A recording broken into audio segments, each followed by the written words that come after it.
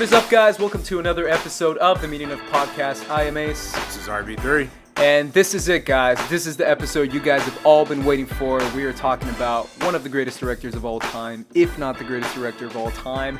Depends who you are, but we are talking about him, guys. It's Steven Spielberg himself. We're breaking this down in two podcasts. The first one is going to be all about his genre films, which are the sci-fi fantasies, the blockbusters, kind of what gave Steven Spielberg his name. And the second podcast that we release a week later is going to be all about his historical dramas, or his dramas themselves, or anything that probably can be a little bit more grounded in history. But unfortunately, we're going to be reading your comments from the last episode, which was Rian Johnson's Star Wars. Uh-oh. Yeah. I'm kidding, not unfortunately. Most of you guys were pretty positive.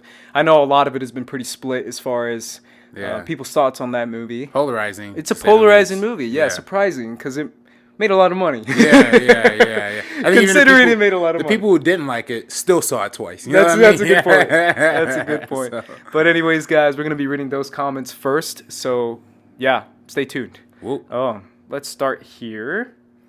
And go to this comment that says, Jordan Clark says, first time I watched you guys, and I have to say, this was great. And the real is just like RB3 promised up top. Yeah. Dude, we honestly appreciate you guys. We appreciate anyone who's new, anyone who's just finding us for the first time. We love your guys' comments. We love reading your comments. We read them. Even if we don't read them all on the show, we still read them anyways, even if they're negative. We appreciate every one of you guys, and we thank you for watching us all year, because by the time our next episode is going to be on the new year. Yeah, the new year. Yeah. Literally January 2nd. Yeah. This is crazy, man. Yeah. We've been at it for a while, but it's the realist, RB3, just like you said. Hey, man. 14, 15 episodes deep. That's what's up. This comment is by John Paul Marchand. It says, Leia didn't fly like Superman. She was in space, floating. You just need a little nudge to move in space. People who say she is flying need to go back to school and read a book. Well, guess what? She did a Superman pose, and she was floating towards the spaceship with her arm out, literally just like Superman. Well, also, it's kind of flying like Superman. Listen, and there's also... and trust me, we go to school. So. And there's a real contradiction here, even within the logic of the film, right? Because in the movie... what Luke explains to Rey in terms of what the Force is, he says it's the energy between objects, right? The tension and energy between objects. Leia's in space. Space is an empty void. Well, I can argue with you on that, bro. Because the Force isn't just the space between objects. I mean, that's an explanation of it that you can give. But the Force that... what made Leia experience that was the Force initially that made her a Skywalker, if that makes any sense. Like, basically, it's like, it's the Force inside Leia that exerted itself. Right, but I thought the whole idea of the Force is taking what's around you. But space, it's not necessarily like, well, there's nothing in space. That means the Force isn't there. The Force is literally everywhere. The Force is the Force. It's life everywhere. It's difficult to explain, obviously, because it's partly magical and it's partly like religious, right? Yeah. But it's supposed to be kind of like magic in a sense, where it's an entity that you can tap into if you're tapped into it, and who's more tapped into it than a Skywalker. That's why I was okay with the scene. It does look a little corny, but I was okay with it because I was like, yeah, she's a Skywalker. She's jacked up with the Force. She's like roided up with the Force because she's a Skywalker. If it was anyone else, I would have been not cool. You don't really see her use the Force anytime before that. True. Scene. But they do hint at it in Return of the Jedi, and they do a ton of it as far as in the expanded universe as well, and in everything else in canon with the books. I'm just saying, like, Leia was going to be trained as well. Like even Yoda said it in the last movie. Like, she's strong with the Force. I'm cool with it. I'm totally cool with that. Give me the movies. I don't want books. Give me movies. Wet Bandit says, I'm with you guys. All I cared for was Kylo and Rey. Everything else was meh. Yeah, pretty much. I kind of just cared for Kylo and Rey. And Luke and Yoda were cool, but it was there for that was a 2-minute scene. I wanted more of like Luke and Yoda. But Kylo and Rey is the only thing that kept me interested. Well, you really can split the movie into two, like with Luke, Leia, Kylo, Yoda. That's all one movie, and then the other movie is the rest of the Poe, Finn, Rose, Hondo, is that her name? Whatever. Yeah, Hondo. Fucking stupid. So, whatever. They don't like that half of it, but the other half is really incredible. Yeah. Let's pull Have up. any like Ryan Johnson questions? Yeah. Everybody's commenting about Star Wars, but I'd love to see somebody who enjoyed the Ryan Johnson discussion. Laura, who always watches and comments, appreciate you, Laura, says, I saw Brick, Hesher, and Mysterious Squint in quick succession years ago, and Joseph Gordon-Levitt became one of my favorite actors. I haven't seen a run like that from him since. I'd like to see him in more films. Yeah, JGL's he's great in Looper, too. He's great in Brick, but I forget how good he is in Looper. Yeah. Because he's a great actor, man. He's a favorite of a lot of people because he's 500 Days of Summer guy, quirky musical guy who likes to dance and sing and hang out with Zooey Deschanel. Yeah. But he really is, besides all that quirkiness of him, he's still, a really good dramatic actor and as well. Inception, too. Inception. He's great in Inception. And did you see that Oliver Stone one he just did with... I did. I totally did. Edward Snowden. Yeah, I totally saw Snowden. Yeah. He was good in that. He was really good in that. Yeah. He did the whole Rubik's Cube solving with one hand. Yeah. Even though it was probably CG. Because my friend who's like a Rubik's Cube nut, which is kind of crazy, but he is. He's like, dude, I've tried that. I can't do it. Yeah, well, it's crazy. I mean, with Joseph Gordon-Levitt in particular, every role he takes, he actually learns what he needs to learn. He did. He does learn how to solve the Rubik's Cube. Yeah. He said that. And even 500 Days of Summer, he really learned how to sing. For Inception, I guess he really learned how to, because there were scenes where he's shooting guns, so I guess that was the first time he ever been weapons trained. Mm-hmm. So there's a lot of interesting stuff he learns just from doing these different. He's learned how to speak French for Looper, and then he actually speaks French. And that one where he does the tightrope thing or whatever. I was gonna say walk. The walk. Yeah, correct. Yeah, he was great in that too. He had a long string of flops that kind of led him to not doing a lot of movies anymore, which is really unfortunate. But, yeah.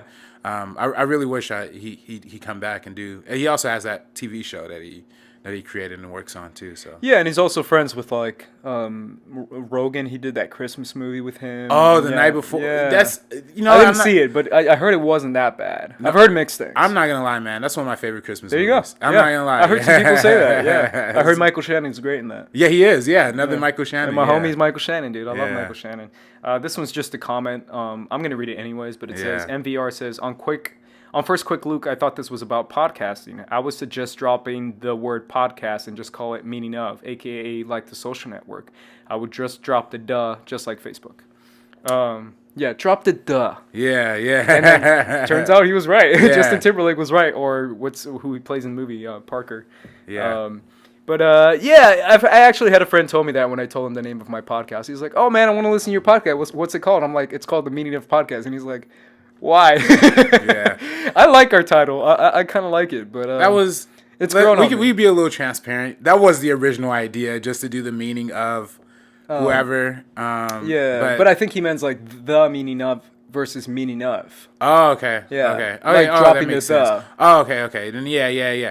I do think though that when we have, there's another podcast out now that has a similar title from a channel that we're both fans of, which is fine, But, just know our show. Our show. The meaning of SK Plus, where we talk about directors. Right, directors, not specific movies. But Wisecrack is one of my favorite channels ever. I love Wisecrack. Yeah. I think they're badass. But anyways, guys, let's get down to what we're all here for. I hope you had a great Christmas because we're talking all about Steven Spielberg. Oh, yeah. Like I said before, one of the greatest directors of all time. Later on, I'm probably going to ask you where you put him, where you rank him, if you even put him in the Mount Rushmore for you personally, as far as greatest 4 directors of all time, greatest 5, greatest 10, greatest 20.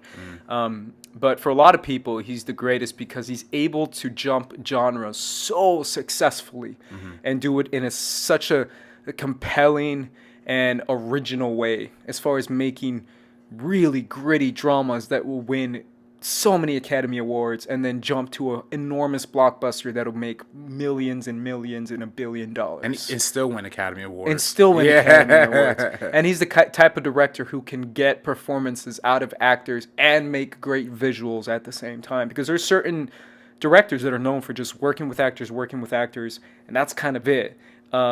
And he's the type of director who can work with actors, work with cinematographers, work with composers, work with editors, work with pretty much everyone in pre, post, and during production. Even promotional material, even media and stuff. He's great with interviews. He's great with the media. He's great, and his PR team is great. Like he's really like phenomenal. Like this guy, he's built like an empire for himself, basically. Oh, without a doubt. Yeah. But we're breaking it down what made him a star, and that is his sci-fi, fantasy, kind of fiction type movies that made him a household name, and that made him one of the most famous, if not the most famous director of all time. And I'm pretty sure that first movie that did that was what many people consider to be the first ever blockbuster, and that's Jaws. Oh, yeah. Jaws is crazy, man, because Jaws is one of those films that the production of it was so insane.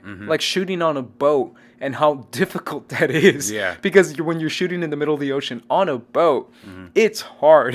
Yeah. It's hard shooting in the studio, Right. much less on a boat when you don't know anything about the tide, the waves, the weather is crappy out in the ocean. Like I'm not an ocean guy, but I know that that's a difficult thing. Right. And if you read about the production of Jaws, it's notoriously like Steven Spielberg was like, dude, if I finish this, I'll be happy. Like he was just like ready to just be like fired. Right. What are your thoughts on the film that kind of gave him his name and made him a star? Right. I mean, of course, he had his background with his first feature, that was Sugarland Express, that came before. And he did some TV work before. I mean, there's a lot. He did a lot of TV. He did Yeah. a lot of TV movies. He did TV episodes. You know what's funny? And going to the TV thing, like I remember watching earlier in the year, they had that big series on Joan and Betty. That's right. Betty and Joan. That's And what it FX, was. right? Yeah. And I remember watching that show. I was a big fan of that show. My only one thing, though, I kind of did wish they brought it all the way to the point where Joan Crawford actually met Steven Spielberg. Because Spielberg, the first thing he ever directed was a TV episode of the show she was on or whatever. And I remember reading stories like years ago when he met Joan Crawford. Like Joan Crawford hated him. Like she hated him. And that was for a lot of reasons. Yeah, I yeah. mean, him being so young, him being so eccentric, her being Yeah. such a veteran actress. Yeah. It's like, who do you think you are, kid? Like, I'm freaking Joan. Yeah, Like, well, she was... Yeah, he's 20 and she is.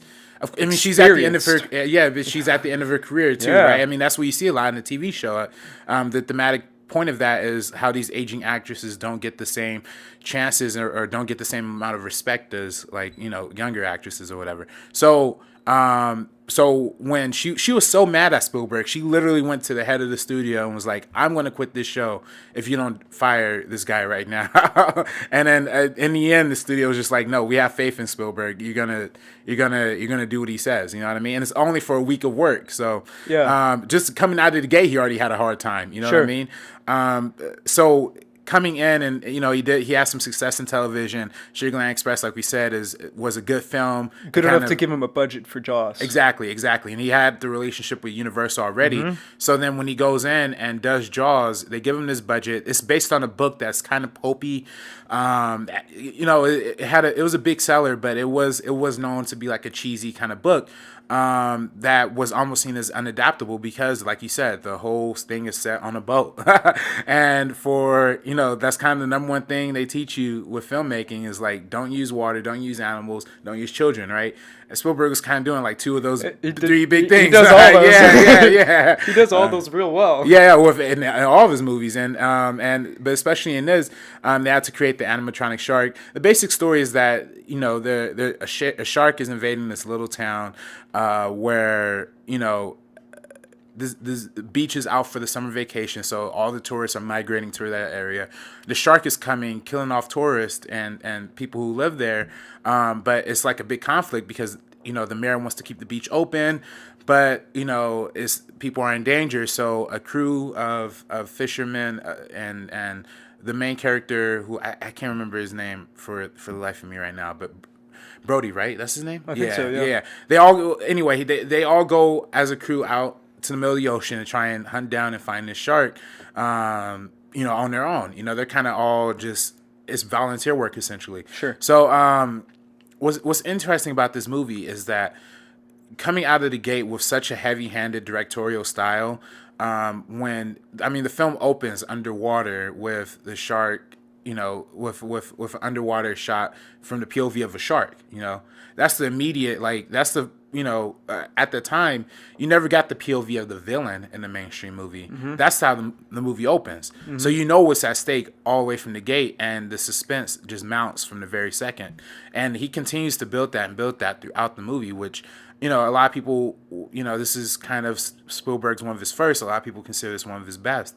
I don't know. It's crazy because it's kind of like a horror movie, right? Yeah, in the sense it really is. It kind of is a horror movie. Back then, it was considered a horror movie. Think about it. It's kind of a slasher film, and it's all about any kind of film like that, any kind of horror movie. It's all about building tension and making you feel so tense and so freaked out and in fear of getting eaten by a shark or seeing a person getting eaten by a shark, right? Creating tension in a film is something that is actually incredibly difficult to do. Mm-hmm. That to me is what sells you on a good horror movie or a good thriller, is creating tension. Mm-hmm. And the fact that right out the gate with Jaws, Steven Spielberg nailed that visually, emotionally, musically, with working with John Williams and creating probably one of the most iconic scores of all time with the Jaws dun dun dun dun dun dun dun. Right. Like that's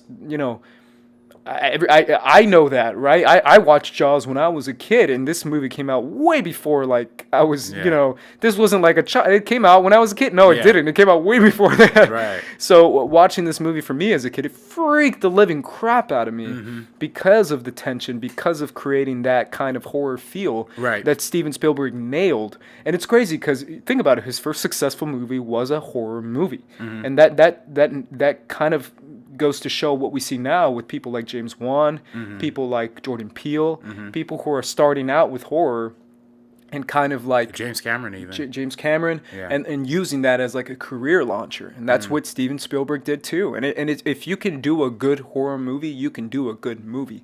And it's crazy because visually he captures that so well too. I mean, the shots in this film are crazy. Yeah, I mean, this is kind of the first demonstration of how he uses the camera to navigate us through, like you said, the tension and suspense. And he learned that obviously from a person who he took a lot of influence from, which Hitchcock. Right, Hitchcock is a dude who worked on the Universal lot, which Steven Spielberg used to hang out around, and just being an overall fan. I mean, growing up during that time, Hitchcock was the big name, the big filmmaking name. So then a lot of directors were kind of looking at Hitchcock and getting influence from that kind of level of storytelling in terms of using. And you can even see it in the long takes that Spielberg does, whether it's in the office and the camera just kind of moves throughout the room as they're talking. Like, that's very much Hitchcockian, like blocking, setup, scene structure, and all that stuff. And he takes that influence and incorporates it into this kind of sci-fi, not really sci-fi, but like you said, horror thriller, suspense film with the shark. And I think what adds an extra layer to it is that, and we see this in a lot of Spielberg's films that we're going to talk about later, there's not really a human villain. You know what I mean? Where the mayor's kind of a dick, and he's kind of holding people down, but the real villain here is just nature. Man versus nature, essentially. Sure. And it's kind of reflective of the struggles they were having during the production, because the shark kept shutting down, kept breaking down, kept doing messing up. They were set way over budget, way over schedule, and that's why when you see the end result, you barely see the shark at all. It's crazy because for me, being on set and learning about what a director does, it really just changed. You've been on set a few times as well. Yeah. It really changes your perspective as far as the kind of respect you give a director, because a director, it's establishing an entire vision, everything going on in your head is basically what the job of a director is, right? Imagine someone who's a construction guy, and you have to build a house, and they give you all these incredible tools to do it. And it's imagining that, but you're building a world, a planet, something that is going to immerse people. And the fact that he was able to adapt to so many failures, right? Because like you said, the shark wasn't working, so he had to figure out a way to make people fear the shark without showing the shark. Right. So he did it with a ton of different ways. He did it with tension. He did it mainly by not showing the shark, which is Right. crazy how something that might seem like a negative thing turned out to be a positive thing. It made the movie better. It made the movie better that there wasn't enough shark in it. Right. Because you feel the tension of the shark showing up so much that using that, it's incredible how he was able to adapt. That to me shows his mastery. That to me shows the most potential in a director is having the pressure of succeeding when something you need is not there anymore. Right. That's incredible to me. Right, and then and it even comes to the benefit of the film a lot of times because even when the shark was barely used, when the shark was shown, I mean, no offense to how the shark was designed, but it kind of looks fake. But that also kind of helps, right? Like it looks more monstrous and more like unsettling and cringy than a real shark would actually look. But then it adds to the heightened horror. It does. It really does. There. And as someone who saw it as a kid, I mean, I seeing it as an adult might change your perspective initially, but as someone who first saw it as a kid, seeing a disproportionately enormous shark freaked me out more. If I saw like a normal looking shark or a regular sized shark that looked more realistic, it would have been scary, but it probably wouldn't have scared me as much as seeing like a freaking dinosaur shark that can swallow a freaking boat. Yeah. That scared the crap out of me. And like you said, it helps. It really does.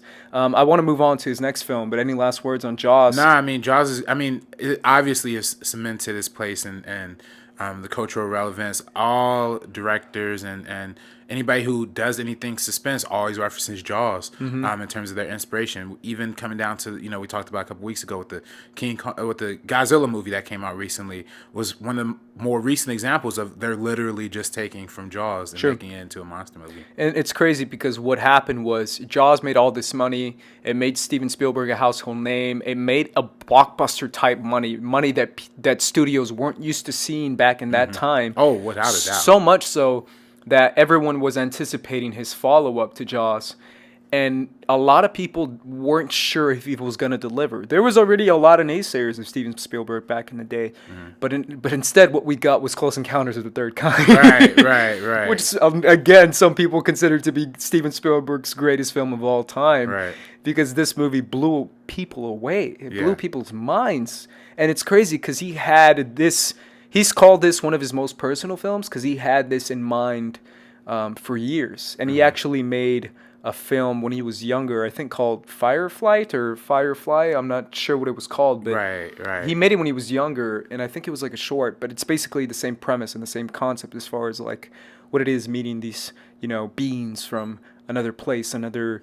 outer space, something that is so it pushes the limits of human understanding. Right. And Close Encounters of a Third Kind is we just had the anniversary this year, 40 right? 40-year anniversary. 40-year anniversary of this movie, man. And Still they holds up. re-released it. I know because a lot of friends went to see it. But what does this movie mean to you as far as like on a scale of filmmaking? This is my favorite Spielberg movie too. To me, this is encompassing all of what Spielberg does great, where it comes from the camera work to the casting. I mean, Richard Dreyfuss in this movie is doing something like next level to me, where he's playing at so many levels of complexity, where he's grappling with this hard time relating to his family and connecting with the people around him, but he's just struck with like this vision of these UFOs, and he's driven and motivated to just pursue that, and that's his only thing. It comes into an obsession, almost to a level of insanity. So he's playing off the charts. I just think the whole film, just from a filmmaking standpoint, again, is another movie without a human villain, right?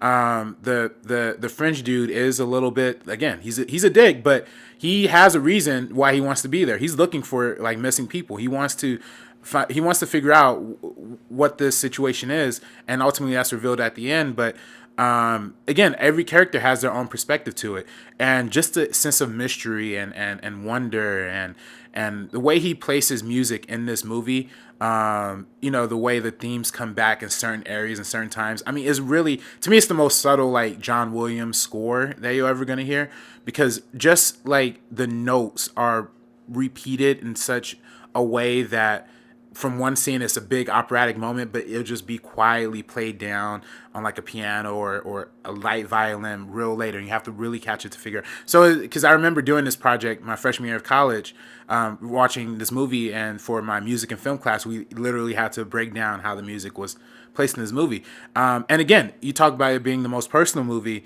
of his. This is happening during a time where his parents were going through a divorce, if I'm not mistaken. So the whole idea of the broken family was a big personal thing.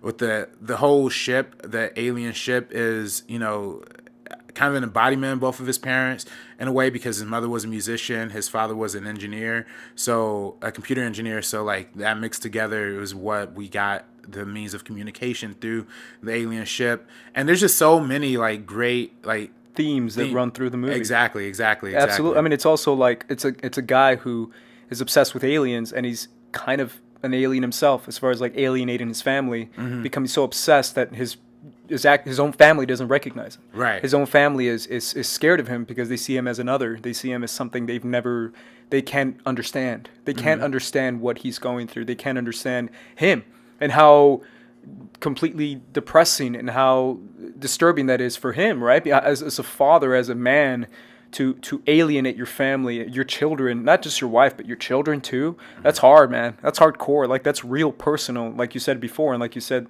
Steven Spielberg works with that because this is one of his first films, and he does it for a lot of other films that he works with the family dynamic, because he takes from his own family and the own experience he had with his own dad and with his own mom, like you said before. And that to me is probably the biggest credit to him in this movie, the fact that it's such an interesting concept when what happens when your own family doesn't recognize you, and how does that make you feel? How does that make them feel? And the mind of a child trying to comprehend what a father is going through in this moment that is so like bigger than humanity, bigger than life, is incredible, right? Because you can't comprehend it because it literally has never happened before. We've never had aliens visit us. So the fact that his dad is experiencing that is it's incredible. It's an incredible film. Yeah, and then of course it's also like a metaphor for like the artistic struggle, right? Like the dad's an artist. He's just stricken with like this vision that hits him, and he has to be motivated to pursuing it, no matter if he has to lose his family or whatever. But in the end, he ends up succeeding and actually getting to go on the ship with these creatures, which I just thought was really great. And of course, you kind of see the influences, right? The 2001 in terms of the visual effects. But even, he went as far as to cast Francis Truffaut in this movie as the French bad guy. Francis Truffaut is one of the big French new wave directors who was prominent at that time, especially for film school kids like Spielberg. So casting like his favorite director in the movie just kind of shows you like that's where the whole family dynamic thing comes from, right? If you watch any Truffaut film, especially with something like the 400 Blows, the whole family dynamic, particularly with the relationship between the kids and the mothers and the fathers, is very contentious and very upfront. I mean, he kind of makes the kids really annoying in this movie, so you're kind of almost like you kind of want this guy to get away from him. You know what I mean? Is that whole thing in the beginning, like where they're just all yelling and screaming, and and you're not really sure where. If he's content with his own life. Sure. So when he makes the decision to kind of leave his home, and there's also the side characters too. I mean, there's the chick who has the little kid, and she's seeing all this for the first time, but his story is more of like a sideline story in the grand total of things. But again, it's all like reinforcing like the thematic line that's happening throughout it. Sure, So. and then obviously this is another example of Steven Spielberg doing awe. Is like he's an amazing director who he really milks a scene of just experiencing something so amazing and so bigger than humanity, bigger than comprehension of the human brain, and he's so good at doing that visually, musically. Emotionally, just experiencing something in awe, right? That he does that so well in this movie too, because obviously you see the lights and you see everything enormous and bigger than life is really what Steven Spielberg is known for. Bigger than life, like Jaws, Jurassic Park, this one. It's all just enormous, beyond comprehension kind of things that humanity experiences, and that's beautiful, right? That's amazing, and that's difficult to do. Right. Any last thing on? Yeah, I mean, this is my, like I said, my favorite Spielberg movie. Only thing I do kind of wish that they didn't do in this movie is actually show the alien, because out of all the things, everything holds up in this movie, from the music to the effects. The alien doesn't really hold up. That it looks really cheesy. Yeah. And I think it would have been more powerful if this dude was just wandering into the unknown as he steps upon this ship. Sure. Like, we don't know. I mean, there's a whole theory out there, which is kind of debunked by the film itself and the director's cut, where they actually go inside the ship. But there's a whole theory that it's actually, the ship's not an alien ship, it's from an alternate dimension. And the reason why everybody's bugging out about it is because it feels so familiar, because it's literally from like a parallel universe or whatever. So I thought that would have been fascinating, but Don't get me started on alternate dimensions. yeah, you're into that. Dimensional theories, man. I'm into Yeah, that stuff. yeah. Because as far as traveling into, never mind. When it comes to alien life forms, and the most logical form of explanation is dimensional travel, but that's a whole like right. That's a podcast. that's a podcast within itself. Let's Yeah. jump over to something that you guys might disagree with as far as us including it in this list, but we're going to anyways, and that's 1941. Again, it's in a historical film, but to me, we're focusing more on genre, and this is a comedy. It's a comedy. It, for all intents and purposes, is a comedy. The type of drama, historical stuff that we're going to talk about on the next episode is just that, dramatic historical stuff, not necessarily a spoof movie, which is kind of what this is. It's a spoof movie, and it actually is what a lot of people consider to be Steven Spielberg's first hiccup. Oh yeah. Not necessarily like a failure, but a hiccup, as far as like, you know, you have Sugarland Express, you have Jaws, Close Encounters of the Third Kind, 1941. It's like, compared to those films, this is kind of like, it's all right. It's not great. Right. A lot of critics didn't like it a lot. Yeah, a lot of people consider it to be his worst. It's kind of cheesy Yeah. in a lot of the I mean, it's Steven Spielberg's humor on screen, and that's just who he is. He's a very eccentric guy. He's a very like funny, goofy guy, and he likes goofy humor. And that's kind of what we got in this movie. What are your thoughts on this one? Yeah, I mean, I just always thought of it as like Three Stooges with explosions, right? It kind of is. Yeah. And It's kind of goofy. It is. And then, it's very controversial in the way it portrays like soldiers and the military and all that stuff. I mean, I even know like John Wayne went as far as to like call John Belushi and was like, don't do this movie. Like, what, you're going to kill your career? Sure. But John Wayne, as we know now, is completely insane. So, whatever. But now it's like, it's just crazy that 1941 is something that he was very passionate about. He really wanted to get this made. Spielberg did.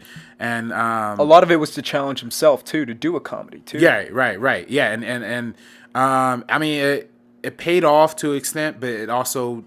he was also paying homage to like those old time war movies that he was always a big fan of. He loves like the whole World War II thing. He freaking loves it. Like, right. He loves it. Right. I mean, and especially when you're growing up the age that he was, when you're just seeing a lot of that on TV and all that stuff. And then, at this point, I believe this came out in 1980 or 1979. Something like that, but yeah, 79. But it's also, I mean, a lot of people were also afflicted by it because it was also coming right off the heels of Vietnam, which is a war that everybody took really seriously. So it might have been, good film, bad timing, but I don't know. I don't know if it's. I mean, I don't consider it like his. I don't know if it's. Spielberg's worst is better than like a lot of people's like best. You know what I mean? So yeah, I don't think, I might say something that's a lot of people might disagree with me, but I don't think comedy is Steven Spielberg's forte. Like I don't disagree with that. I think doing an entire movie in your sense of humor is something very difficult to do, especially with someone who has so heavy control of the films he does. Because Steven Spielberg is the kind of guy who gets probably like final say on pretty much everything. Yeah, especially at this point. Especially After at this Jaws point. and I mean, you've made so much money. You're Steven Spielberg at this point. Everyone knows who you are.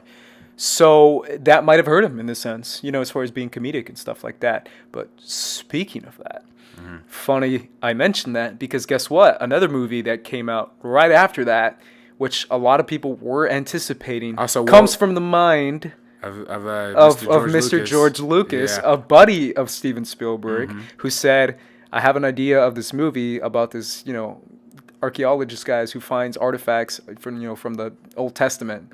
And that is Raiders of the Lost Ark. Also World War II set. Both World War II movies. Also World War II set. Also from that era and coming from Harrison Ford. Yeah, yeah. And this is from the mind of George Lucas, which to me is something that should be spoken about a lot more. Right. Because of the relationship that Steven had with George. And obviously he had a relationship with a lot of directors, as we saw in that documentary that Spielberg came out. documentary on HBO. Yeah. I mean, they're all coming up in the same. George Lucas was going to USC. Francis Ford Coppola was at UCLA. Spielberg would just hang around at USC apparently. Like, he didn't get in, but he didn't even go to school there. Yeah, he literally comes to visit USC like every year. I'm like, dude, you didn't even go here. You donate so much money to us. Anyway, I'm happy about it. Love you so much. Fight on, baby. Anyway, so he does. So he was big friends with a lot of these people. And Steven loved this idea, and he said, let's do it. And this movie came out, and it crushed. Yeah. And it was still, it's rated as the Lost Ark, man. It's Indiana Jones. This thing is like what many people consider to be one of the best adventure fun films of all time. Yeah. Like this was a big step forward, especially following after 1941. And it's such a movie that's drenched in nostalgia and drenched in a lot of people's favorite films watching as a kid. Like the 1930s swashbucklers, like. And you know what's funny? Films, it's very over the top. Yeah. Rewatch this movie, man. This thing is like, Indiana Jones kicking ass, and I'm like, kind of. Yeah. It's more like goofy than anything else, but that's because it's George Lucas. And Steven Spielberg, where we just talked about comedy not necessarily being Steven's forte and maybe not necessarily being George's forte either. Right. But it works in this movie because Harrison Ford sells it so well, and it's the kind of over-the-top humor that it works in this movie. And it works for me. And I don't know if it works for you, but to me this movie works as a whole, with the mixture of the period piece, with the mixture of the comedy, with the mixture of the premise itself is actually kind of badass if you think about it. What do you think about this movie, man? What does it mean to you as far as like Steven Spielberg films? Well, I mean, I came into the franchise of Indiana Jones a little bit different. My first introduction was actually Kingdom of the Crystal Skull. That was actually my first. No freaking way. Yeah, Indiana Jones movie. My dad, I know I'm interrupting you, but my dad was a massive Indiana Jones fan. I grew up with these movies in a true sense because my dad was a fan of it, and he wanted to basically make us fans of it. Like, he loved these movies. He thought they were just a fun, good time movie. So I grew up with these films. So I'm shocked that this is something we're differing on right now. Yeah, no, I mean, so like, but again, when you're a kid, like Kingdom of the Crystal Skull is actually a really fun movie. There you go. Like, you go back and you watch a lot of these, and you're like, oh, I get where this is going, and I love this. Yeah. And I think it's also fair to say that, I mean, Spielberg was aiming to make like his own version of James Bond, and Lucas as well. And Lucas was also involved in Star Wars at the time. So again, another movie franchise that takes a lot from the old school serials and pieces that it's taken from. So here, with the mixture of a George Lucas idea and premise and script with the direction of Steven Spielberg, again, one of the masters in camera work and building suspense. I mean, that whole opening sequence, like when he's on, just the whole opening sequence, like when he gets into the jungle and with him and his partner, and then they're going through the maze or whatever, or is that a maze, or I don't know, whatever, the cave, and he gets the gold thing. I mean, that's iconic. Like, that's even still one of the most iconic images. Yeah, one of the most recreated images. Right, and then the boulder tumbling as he's running, and him running from all the natives as he's like trying to hop on the plane. Like that is really a great sequence, and it just gets you right into the tone of the movie. Right, it's going to be a little fun. It's going to be a little comedy, a little funny, but it's also going to be heightened in tension and action. A lot of action. Yeah. So it delivers on a lot of that. Now, my question to you is, I mean, I know the big criticism for Raiders of the Lost Ark is that if you take out Indiana Jones out of this movie, all the events still happen relatively the same way, right? Like, because he never really motivates the plot. He's just kind of riding along with it. Sure, but I think that's part of the charm of the movie. I think it's having a character that you can kind of join in on, as far as like having like a friend on this adventure. It's Indiana Jones going on an adventure. It's not necessarily Indiana Jones's adventure, if that makes any sense. Yeah, it's right. him experiencing all these events.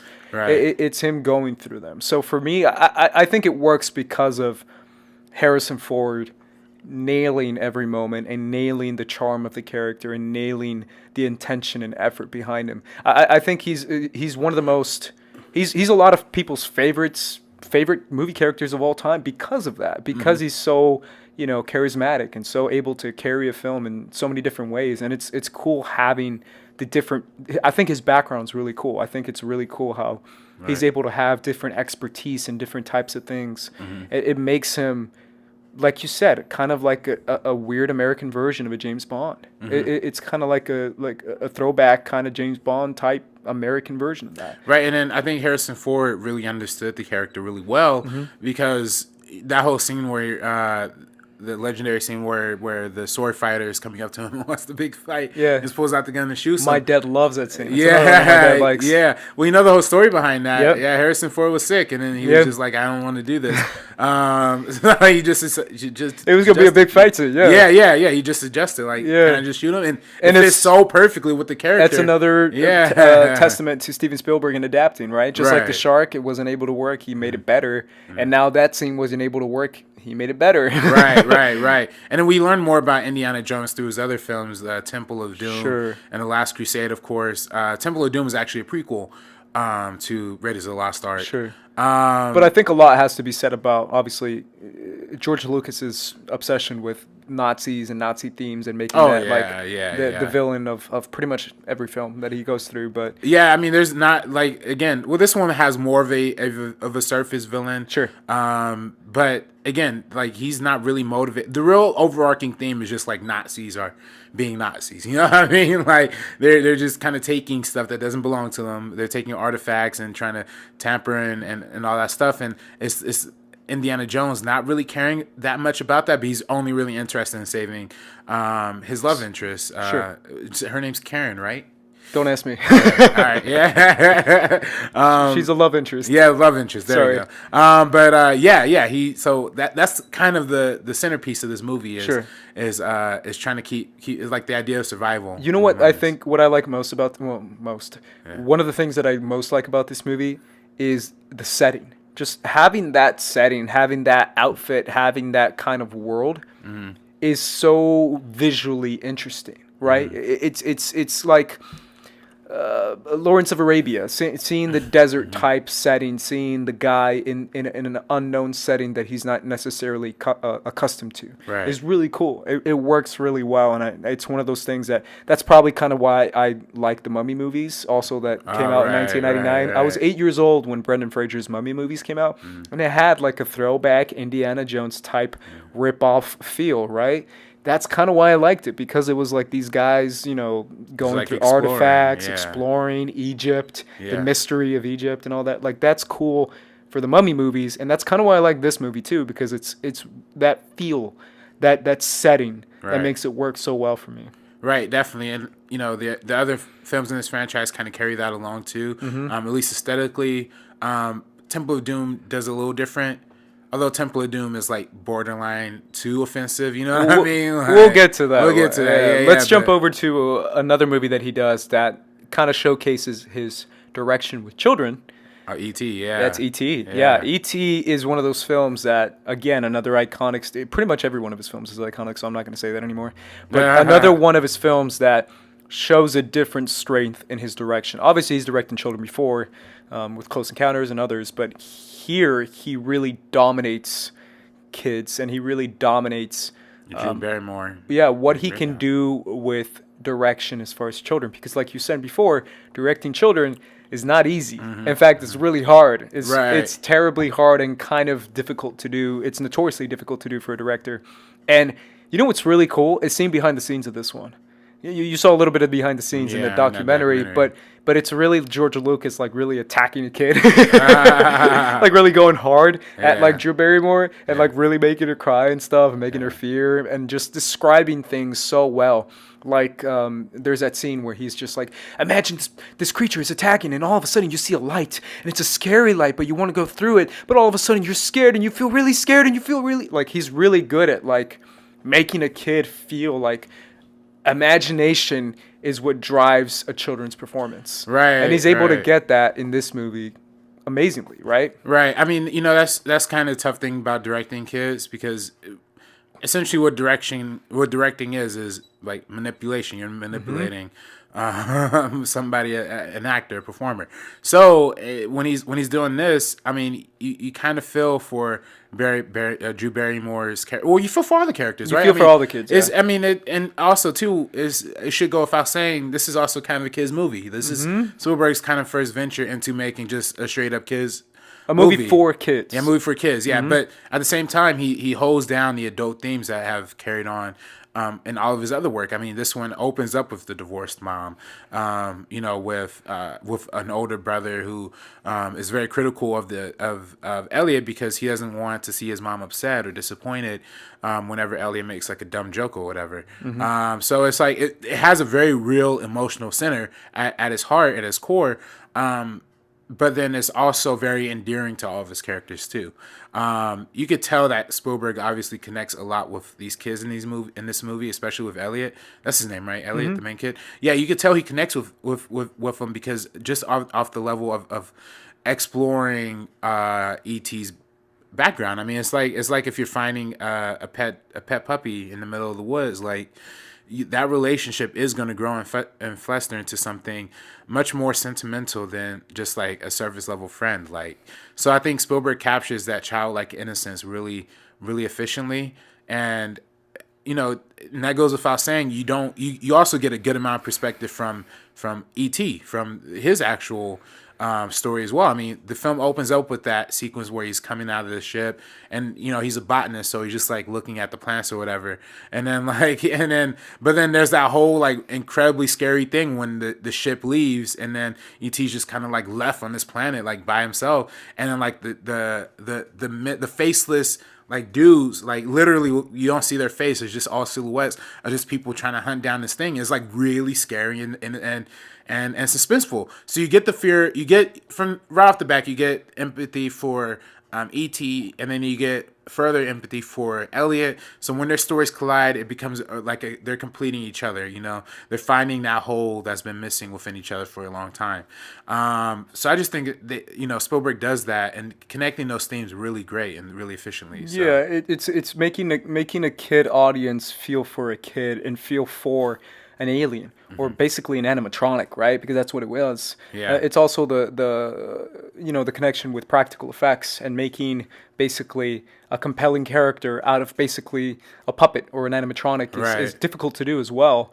And nailing that is what Steven Spielberg basically did in this movie. And having kids believe that is the most essential thing, because like you said before, it's a kids movie. But what do you think of that? What do you think of like the use of practical effects and making a compelling character out of just a practical effect? Does you think he nails that, right? I mean, right. For the most part. I mean, it's tough for directors to make objects that aren't human and to cut to those for objects for like reaction shots or just for general story points in general. Like, it's hard for directors to do that because it just comes off as cheesy or whatever. But Spielberg does that really well because, we open with the film from E.T.'s perspective and we close mostly from his perspective too. So, and humanizing that and putting it in the real world, that's something that also goes without mention a lot of times when discussing Spielberg movies, right?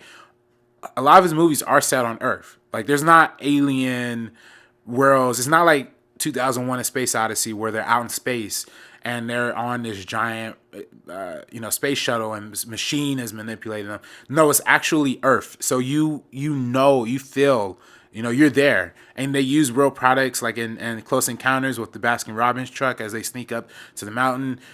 In this one with the Reese's Pieces, obviously.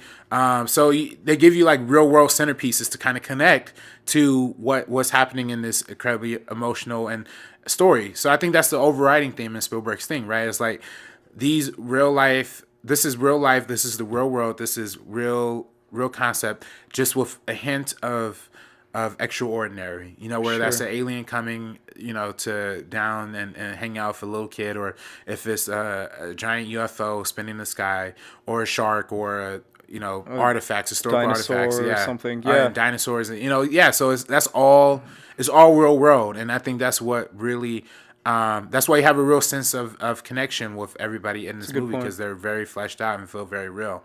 Yeah, So, it's great, and it really is one of those movies that again a lot of people connect to from their childhood initially because they grew up watching that movie and they have like a very nostalgic feel to that movie. One last thing I want to say about it is obviously the iconic shot of Elliot going over the moon in the bicycle. oh yeah. That to me, and I again a lot of people might disagree, but that to me is Steven Spielberg's first artistic creation that can live on not just in a genre blockbuster type feel, but an actual artistic piece that people can see as an iconic shot.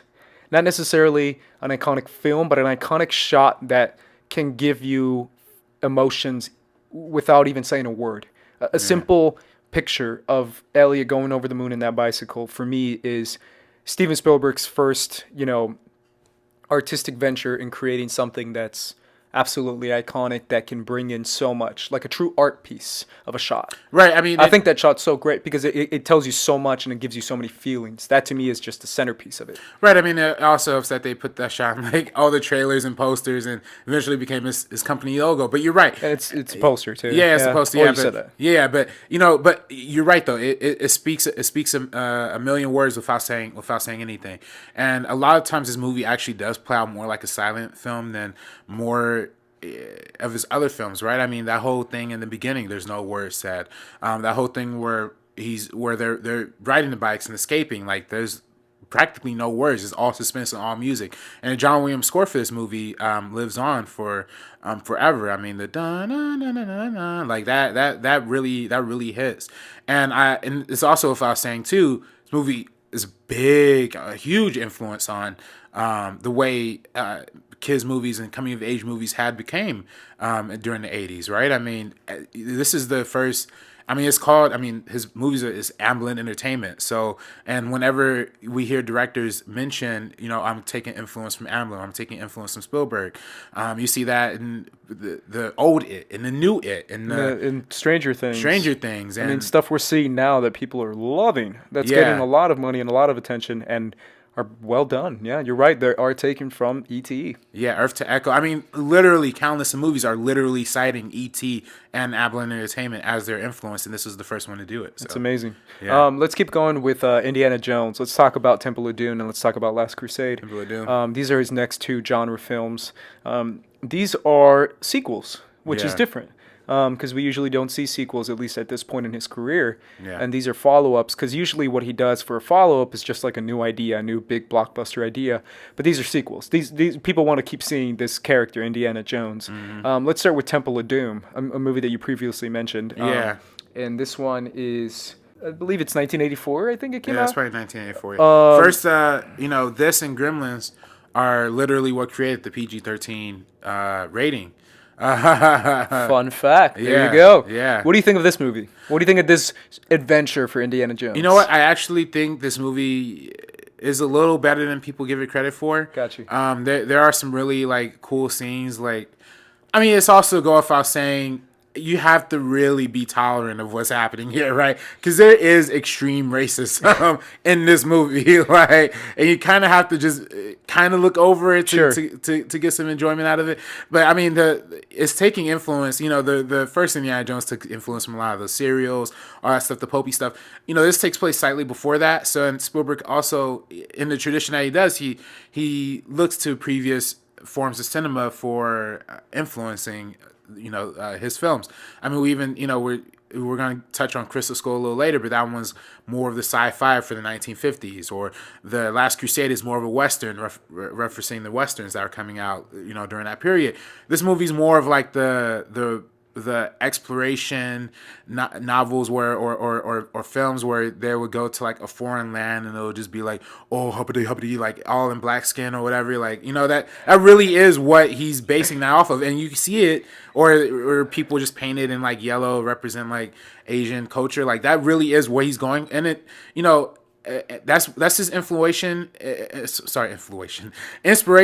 that he's taken from. But he makes it in a really fun way, kind of like not in like a racist way, but it's still kind of racist. Like I don't know, that whole opening sequence where it's racist, but it's funny.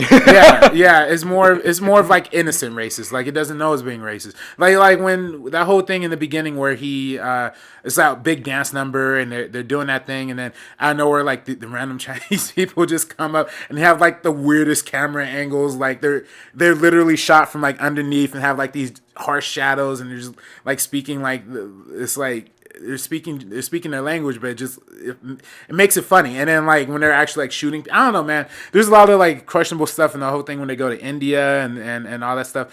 But do you feel it kind of like makes it feel like it's the white man coming to a different place that is more primitive than himself? I mean that's where he's taking the inspiration from, right? Yeah, the exploration tells of that. But you know, it's like, look at all these crazy people. Yeah, the fear of the other, essentially.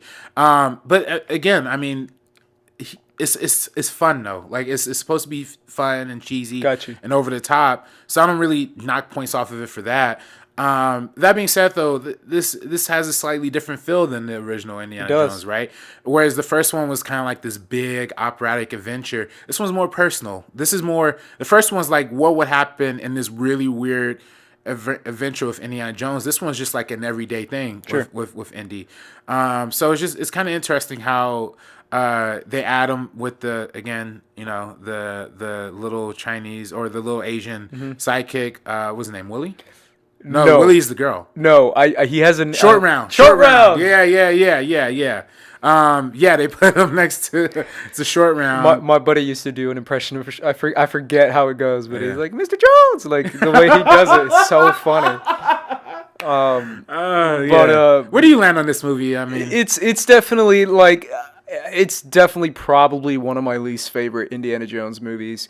I wouldn't say least favorite considering there's Crystal Skull, but right. I would definitely say it's a step backwards as far as the progression of where the story was going, considering we have Last Crusade that comes up. Now, what are your thoughts as far as having that as a follow-up for Last Crusade? Well, I mean, Last Crusade is the one that incorporates Sean Connery, gives the father angle into it, and it should be said, too, when he was making Last Crusade, he was also coming more to terms with his father. I mean, we talk about the personal stuff coming into relationship with his films. A lot of the stuff you see in early Spielberg is like without a father or a really problematic, troubling father. Mm-hmm. This one is actually in his real life. He's actually coming and reconciling with his dad and talking to his father again. And here you see that reflected with Sean Connery coming in and incorporating that element of it. To me, Last Crusade is probably one of the more entertaining Spielberg movies. And the fact that it's not really, I wouldn't consider it the best, like in terms of the filmmaking with an Indiana Jones franchise. Sure. But as far as pure entertainment value, like from the action set pieces. I mean, it's got that crazy tank thing, right? At the end. Yeah. That's the Last Crusade, right? I believe so. Yeah, that's awesome. That's badass. Like you said, it's very entertaining. Yeah. It has a lot of cool action set pieces. Yeah. I mean, it's a really good movie that you can, again, you could all, this was meant to be the conclusion of the Indiana Jones saga, essentially. So where they ride off into the sunset together. It's taken a lot from the Western feel. So it's like the old rugged gunslinger who doesn't want to get back in, but he's forced back in his ways. So can I say that I love the Sean Connery, Harrison Ford? I freaking love it. Yeah. I love the father and son adventure. It's something you don't see all the time, but it's so freaking cool. I love the concept of taking a son who's a badass and a dad who's a badass in his own way, obviously. Right. But taking them and putting them on this adventure and kind of forcing them to come together through extreme circumstances, right? That to me is so fun. I remember watching this as a kid and thinking like, man, this is cool. It's like these two guys going on an adventure and it's father and son. Right. That's something that to me is a cool, different dynamic in the movie. And also, I believe it's this one. Again, you guys might correct me, but I think it's this one that has one of my favorite gags of all time, which is when they think that he fall off the cliff, and they're all like mourning his death. You know what I'm talking about? Yeah. They're all like they're like, man, and they're just like crying, and they're like, I can't believe he died, man. I can't believe he died. And then he just comes up from behind and he's like, why are you guys crying? Like, Yeah. what's going on? Who died? And it's like everyone thought he died. Right. That is such a cheesy thing and it's so ridiculous, but it's so funny to me. Right. Like watching that as a kid, I thought that was hysterical. Yeah. And it's one of those moments that really made me laugh because I was like, they were selling that really well. Yeah. And Harrison Ford, again, just kills it. Would you rank the original Indiana Jones trilogy?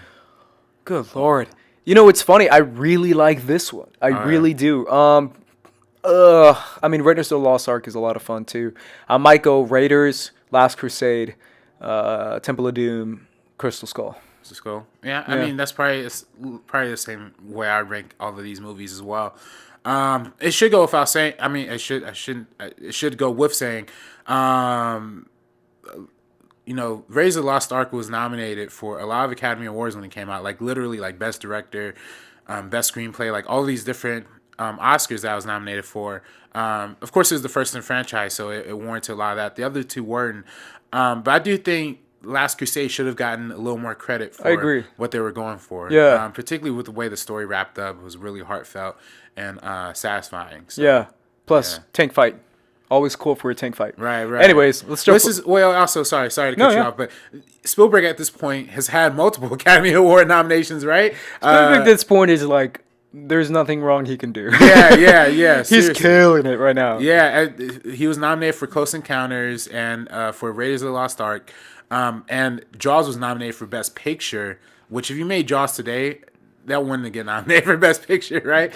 But, not even close. Yeah, but because it was such a big seminal film and it was like the invention of the blockbuster, you know, that's a big part of it. But it's just crazy knowing that, you know, he's made this trilogy of films. He's really, at this point, he's like really just pushing 40. It's crazy because at this point, this is right before the 90s, right? Yeah. I might correct myself. Yeah, it's right before the 90s. So this is at a point where Spielberg is experiencing time.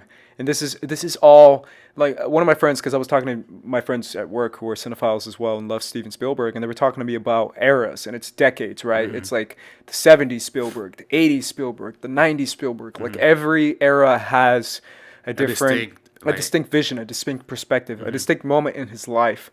It's crazy because Spielberg is one of those directors that a lot of his films are so heavily influenced. I mean, obviously every director, but so heavily influenced by him. Mm-hmm. By him just either challenging himself, either being bored, either being interested in a subject. So he's like, I'm going to make a movie about that because I'm just interested in it. I'm Steven Spielberg and I can do whatever I want. Right. So a lot of it is just him writing his own thoughts down. It's almost like a diary of the life of Steven Spielberg. Mm-hmm. And that's kind of what his films are. Right. And jumping from that, he jumps into Hook, which is another film that a lot of people regard as a great movie.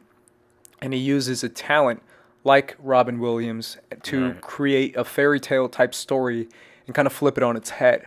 Where does Hook relate to you, and how do you feel that you define Hook on a personal level? I'll be honest, man. I only seen this movie once.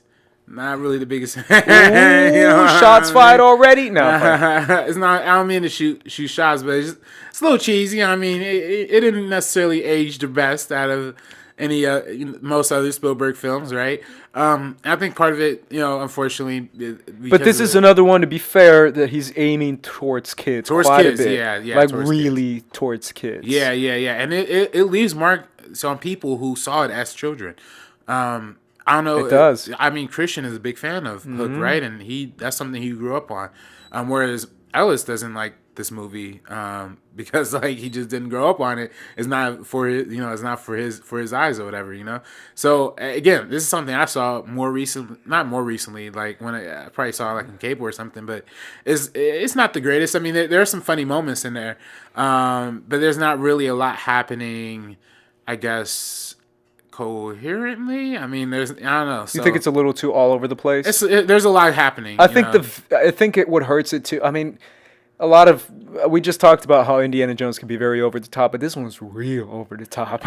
Yeah. like the villain, he's so over the top, man. Yeah. Like really over the top. But a lot of it too is Robin Williams kind of going ham pretty much and just going crazy. I mean, he's funny. Yeah. It's Robin Williams, right? So he's naturally like a funny guy, but a lot has to be said about Robin Williams' humor, specifically how he can be very goofy, and he can be very just like, you know, a lot of like comedy that's based on, you know, situational comedy and stuff that just, you know, happens to him, or insults, the famous insult scene in this movie, or Right. stuff like that is very like over the top comedy specifically aimed at children. Like Yeah, children are the really crocodile. like 5-year-olds will freaking dig the shit out of this. Yeah. Like they'll love this stuff versus like a 25-year-old guy might not. Yeah. I So- mean, listen, you're talking to a dude whose first movie in theaters is Peter Pan Returns to Neverland. So What do you think about him taking the Peter Pan fairy tale and kind of flipping it on I its mean, head it, like it, this? it is it's flipped, right? Yeah. And then you even see an adult Peter Pan in this Yeah. one, right? So it's like, oh, I mean, you know, they're definitely going for something different. But that's kind of the theme of the movie, right? It's Yeah. like, be a kid again, you know? Yeah, exactly. Enjoy the ridiculous stuff in life. And to be fair, that's a lot of what Spielberg has been all in his career is adults, or it's either kids or adults rediscovering their childlike childhood. innocence. You know what I mean? So it's the thing that runs consistent throughout his film. So I can see why it makes a lot of sense that he makes it. But I mean, not even Spielberg really likes this movie, man. I mean, Well, I think it comes back to 1941, and it comes back to Steven Spielberg's type of humor. Where it's, Right. he's kind of like an adult kid, where he's just like eccentric, crazy, and he's just making goofy characters, and like Right. that's the kind of humor he likes, and that's the kind of humor he, like you said, he grew up with. Right. So he's the kind of guy who gets the laughs out of just the ridiculous kind of silly stuff that this movie has a ton of, Right, which is right. a lot of silly stuff. But again, it has a lot of fun moments, and it's, you know, it introduces the legendary Rufio, also known as Danny Brasco, Yeah. also known as Prince Zuko from Avatar, for anyone who loves that as much as I do. Did he But voice that or? He voiced Prince Zuko Oh, from really? Avatar. I Yeah, didn't know that. yeah. Wow. That's what I know him from. Like, Yeah. For me, he can die. I can die happy knowing that I'm a fan of Donnie Brasco just based off of Avatar, dude. I'm telling you, Prince Zuko is one of my favorite all-time characters. Yeah. But anyways, back to this. Hook, yeah. So Hook ranks pretty low for you as far as the Spielberg spectrum. Yeah, That's interesting. yeah. I mean, it's no hate towards the movie. I'm sure if I watched it as a kid, it's also, I mean, even Spielberg will tell you this. I think he said in an interview, if he made it today, it will probably be received a lot better because the effects just weren't there, and because it all looks like it was just shot on a soundstage.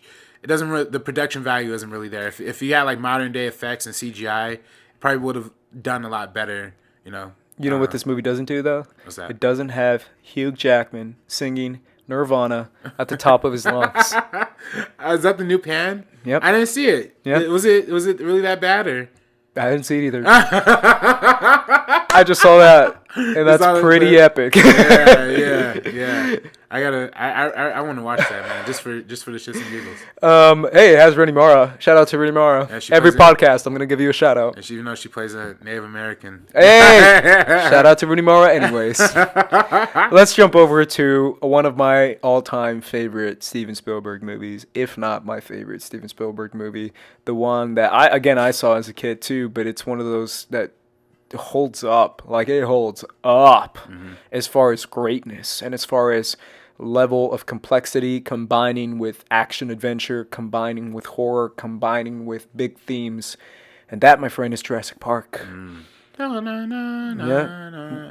Still, that score, man. I've been to the John Williams concert. I don't know if you've been. I've never And been. I was begging him, like, obviously from the way in the back, but still, I was like, please play Jurassic Park theme.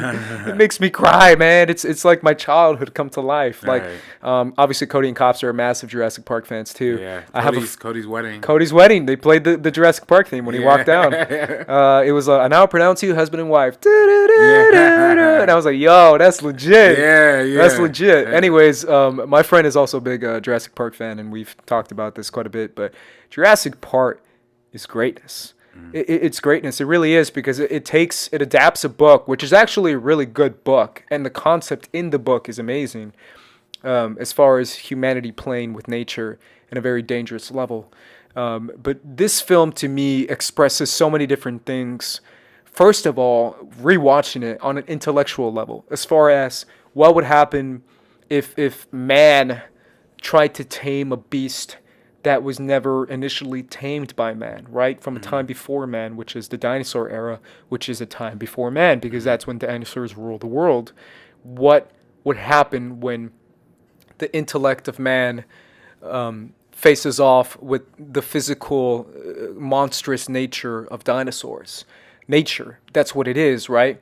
And that's what is so interesting about it, is that they take the scientist, Ian Malcolm, coming in and basically telling you the chaos theory and telling you, the famous, lines and moments that he has, but he basically says, when it comes down to mankind trying to mess with something so much bigger than itself, it's bound to have negative consequences, because we're just not able to share this planet with them on a basis never intended to be, and also tame them as if they were circus animals or as if they were dogs, because that's not what they are. They're obviously dinosaurs. They're bigger than life. They're bigger than anything you've ever experienced, and they deserve not a theme park. It's basically what it is. But what can go wrong will go wrong is essentially what it breaks down to. But it's such an interesting concept because it deals with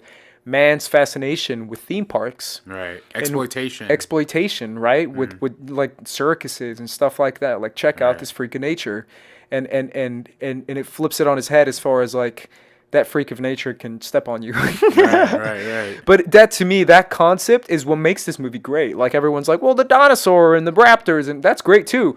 But what makes the movie great for me is having the smart guy kind of break it down to you and tell you why this plan doesn't work and why things will pretty much always go the way they go in every Jurassic Park movie, which is basically shit hits the fan. Right. But where does this, that to me is already awesome, but where does this for you, first of all, rank? And second of all, where does this Steven Spielberg type of art land for you? Because it's obviously a blockbuster, it's obviously a genre film, but at the same time, it has a very specific artistic vision.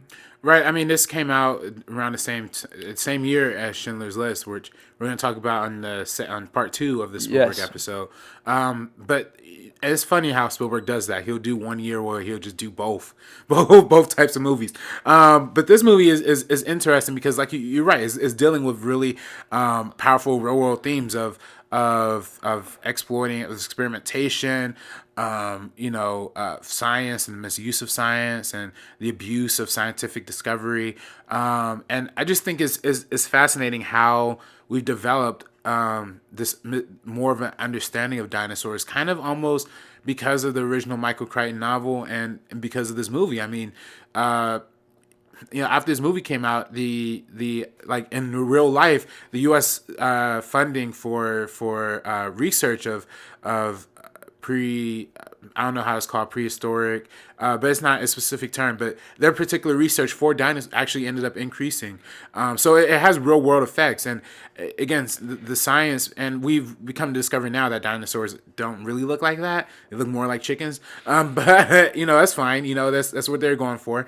But it's just interesting how we're able to, how this movie is able to transcend a lot of that. And you even talk to some of the biggest engineers or scientists in the world, they are telling you they're inspired by Jurassic Park. So its monument on cinema has made its mark. Not to mention, when it came out, I believe it was one of the, if not the highest grossing movie of all time, one of the highest grossing movies of all time when it came out. Pioneer for visual effects, ILM, one of the first times we see like digital moving creatures with fully animated creatures that move and run and have a full effect on the environment that they're in. Right, because initially dinosaurs were either going to be puppets or miniatures, or was it like stop? They were going to be like stop animation. But then the people at ILM were just like, what if we try doing it through the computers? And they tried it, and it really paid off. I think this movie still holds up to this day. Holds up. That's incredible, right? I 100% agree that it still holds up. That to me is that's a feat within itself, man. Yeah. The fact that it can still hold up. It does hold up versus other films that we literally see this year that don't look that great in their CGI. Man, I don't know if there's a hot take or not, but I kind of think this movie, from a visual effects level, it definitely looks better than fucking Jurassic World, man. I'm not gonna lie to you. 100%. Thank you. It killed me. Yeah. I was watching Jurassic World and I said to myself, how can it be that Jurassic Park came out in 1993 and it looks better than Jurassic World, which comes out in 2016? Yeah. Like, that's crazy. Or 2015? 2015? Yeah. Holy crap. Yeah. Yes, dude. It pissed me off. I was like, Jurassic Park looked better. The dinosaurs look better in Jurassic Park than Jurassic World. That gets me mad, dude. That gets me mad. You know, it's the beautiful mixture of the animatronics and the CGI. So when they have the animatronic model and they have like the lighting cues and the way that's set up, it looks a lot nicer and fresher when you go into the computer and start generating those effects because you already have the context, you have the texture, you have all that locked down. So again, I think this movie visually, and I think it's a big break for Spielberg visually too, like where he's expanding his horizons when it comes to like the epicness, the shots. I mean, that whole iconic thing where the water is just tapping like as the dinosaur's approaching. That's a real moment. Like, that's so true. That is incredible. That's an incredible moment. Yeah. The rain scene, and it's incredible. Exactly. The Rex when it comes out, that's just, it's beautiful. It's art, dude. That's freaking art. Yeah. To me, this is as equally an art piece as it is a blockbuster. It's as equally a genre film as it is just a freaking Academy Award level film. It's just that good for me. It's incredible. It's able to take themes and concepts and stuff that will make you think based on a human level, based on an intellectual level, based on a scientific level, and combine that with an action adventure horror movie. Yeah, that's beautiful. And it's really like satirical as well, right? I mean, when they have the animation with like what was it, like a paperclip or whatever?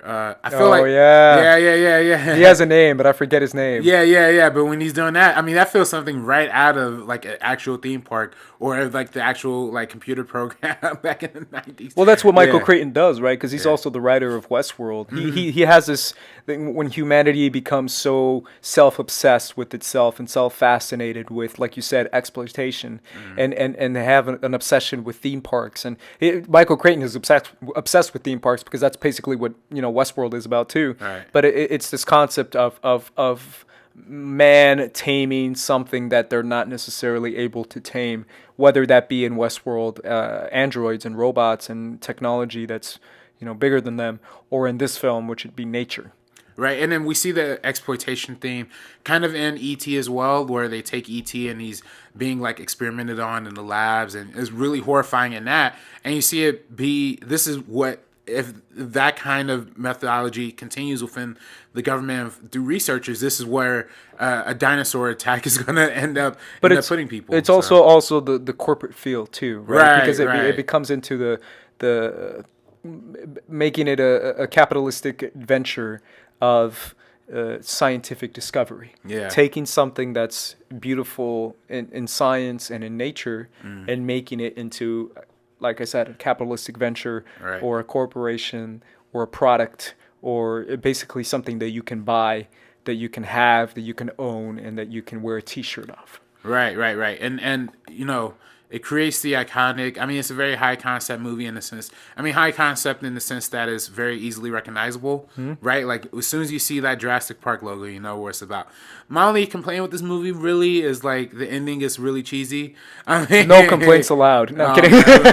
But this was a Star Wars discussion. I think the ending does get a little cheesy. Sure. The teleporting T-Rex. Yeah. Shout out to Mr. Teleporting T-Rex. I see you, girl. I see you. Yeah, it's just like I thought that was a little funny, but the whole thing where they are hiding in the kitchen.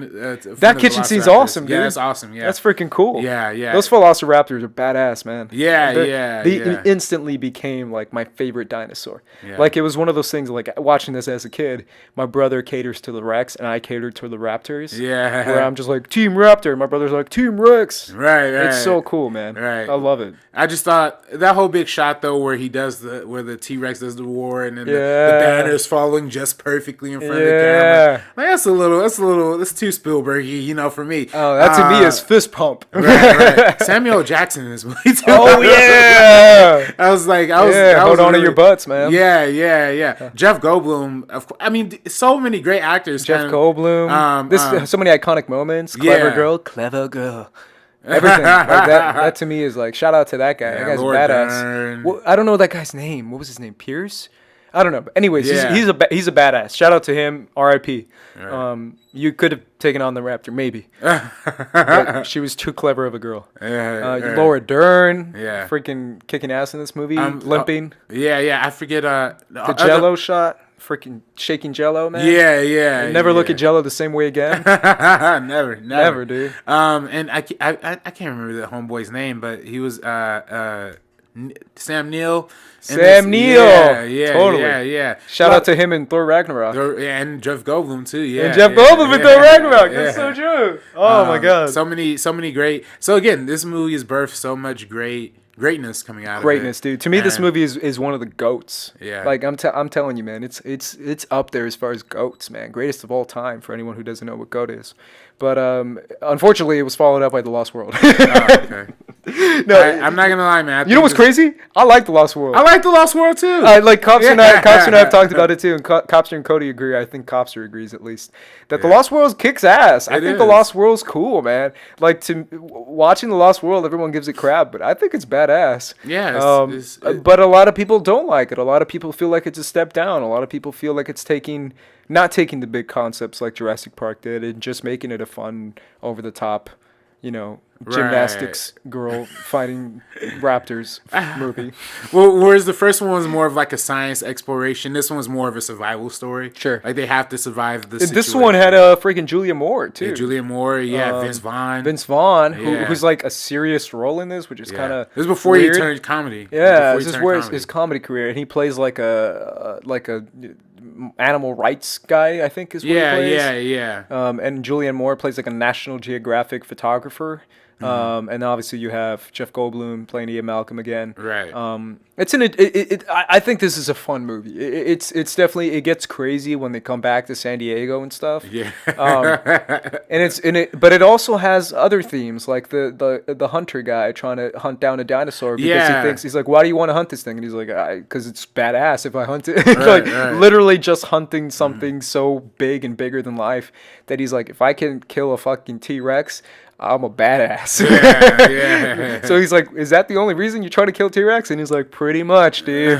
So it kind of has those themes that we see nowadays, right? With people who hunt lions, with people who hunt rhinoceroses, with people who hunt, animals that become rare, and talk about rare when it's like the last freaking dinosaurs left because they're, dinosaurs, and that's all we Right. got of them, right? But it's also like, the concept of creating nature. Becoming God, right? Like we can't become God. We shouldn't, declare ourselves as having the hand of God in the sense of like creating Right. dinosaurs, something that shouldn't be created, because that's not what mankind, that's not what nature, that's not what God intended, in the sense of like something that we shouldn't deal with. Right. But I like Lost World. I think it has some fun, cool scenes. I think it has some good moments, and to me, it's a lot of fun. Right. And I enjoy it quite a bit. And it has cool moments too. I mean, the freaking cliff scene with the Yeah. RV. Yeah. That thing is,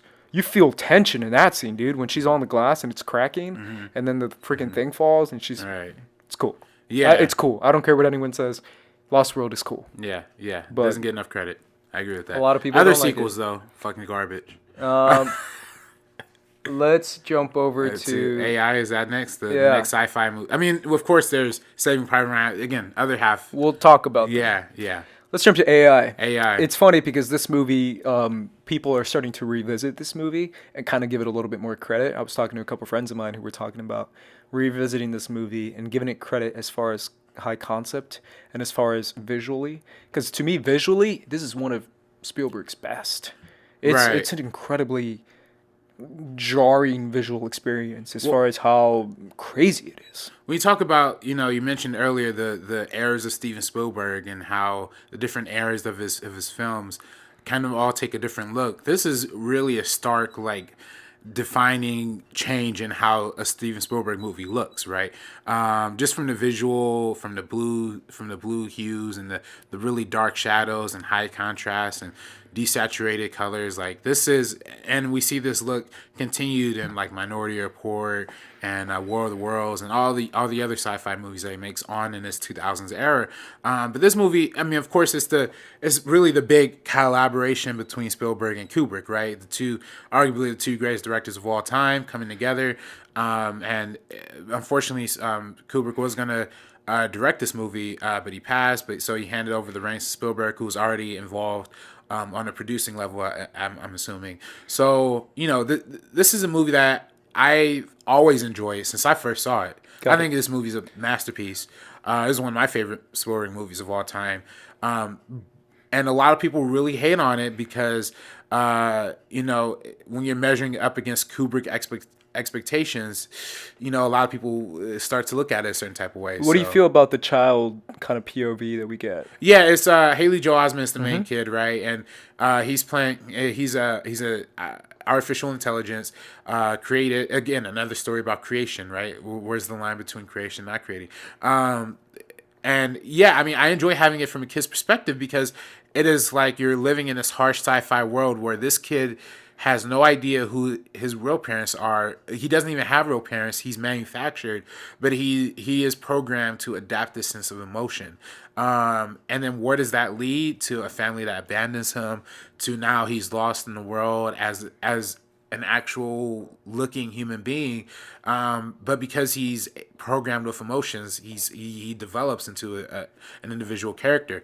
So placing it through a child's perspective really gives it that sense of what this movie's really about. And it's really about growing up and maturing. And even if you're an AI, if you're not real, you still have the same sense of emotion and feelings and all that stuff. So I think it's a really powerful movie when you start looking deep into it. Yeah, absolutely. Yeah, for me, I think, like you said, a lot of people hate on it. We're not too super hate on it, but they don't regard it as one of the better Spielberg films. The reason why people do that is because the ending, essentially, right? The whole thing where the blue fairy is what grants him his wish, and he spends that last day with his mom, who's been searching for the entire time.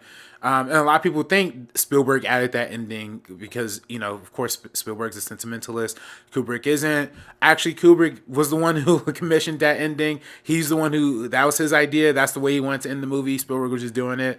That's a criticism that a lot of people give on Spielberg, is like the overly Disney-fied cheesiness. Right. I mean, it's with Warren because, all of his movies, he kind of removes a lot of the big stuff. I mean, we're going to talk about The Color Purple in the other episode, but he purposely kind of waters that down. Mm-hmm. Jaws, he kind of waters down the main, because in the book, there's a conflict of the affair and having an affair and all this stuff. He cuts that out completely. Mm-hmm. So his interest is not necessarily the ancillary stuff or sex or desire. It's more about the character and more about the feeling and the emotion getting behind that. And it's more about the awe and the experience and, exactly. the feeling and the basically the final shot of The Last Jedi.